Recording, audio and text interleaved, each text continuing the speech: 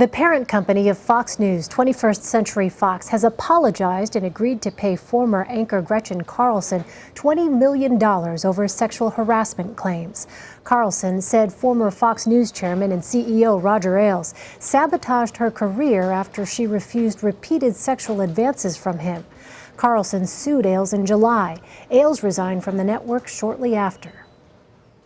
NPR media correspondent David Folkenflik joins me now. So, David, what do we know about the settlement? The settlement is big, virtually unprecedented in its size, $20 million. We know from an executive at 21st Century Fox, of course, the parent company to Fox News, that they are going to be shouldering it entirely themselves. There have been some earlier reports this morning that Roger Ailes himself would be contributing to it. Apparently not the case. This is actually going to be shouldered. He's been indemnified both by contract and by what they say are their obligations under corporate law.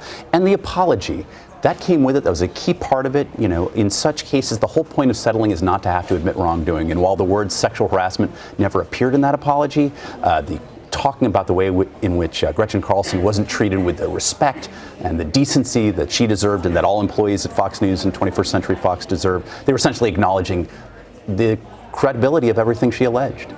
And what about Roger Ailes? So he's hired an attorney that may be preparing a lawsuit against New York Magazine, where Gabe Sherman works, who's written about this extensively. What do we know precisely about that?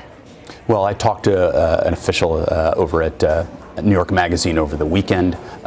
What she said was that they'd received a letter saying to prepare to maintain and keep all documents that relate to Sherman's reporting and the magazine's reporting on Roger Ailes, that they were preparing a defamation suit on behalf of Roger and Elizabeth Ailes, Roger's wife. I must say that Roger Ailes himself is such a public figure, it's hard to imagine that he wouldn't have a fairly uphill climb in trying to prove defamation in a case like this. Elizabeth Ailes, his wife, perhaps a somewhat more private figure. Perhaps it's a little easier for her to contend that the reporting had been unfair, although obviously there's so much less reporting on her that Sherman and the magazine have done. Right. I want to turn to this. Greta Van Susteren, who has hosted the Fox News show On the Record since 2002, she announced Tuesday that she's leaving the network. What do you make of that, and how did her departure, if at all, play into the announcement?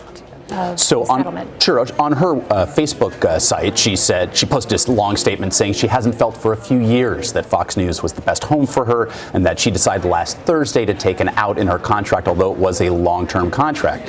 A source at Fox tells me that actually there had been a dispute over money, and the clear implication that she had been asking for more money over the course of this contract. Now, it's important to note she had been a longtime Ailes favorite, and that she had been one of his most vociferous defenders in the first days after Gretchen Carlson in early July had filed suit against him. She said that it sounded like a disgruntled employee, that she had heard nothing about it, and that the timing was suspicious because Gretchen's contract, her own contract, had not been picked up. Van Susteren has received a lot of criticism for that in recent weeks and days, and she's leaving at the same time as this settlement, taking effect immediately. As of tonight, Brit Hume replacing her suggests a closer tie-in to those events than her statement would suggest. All right, and a lot of developments over the past day. David Folkenflik, thank you so much. You bet.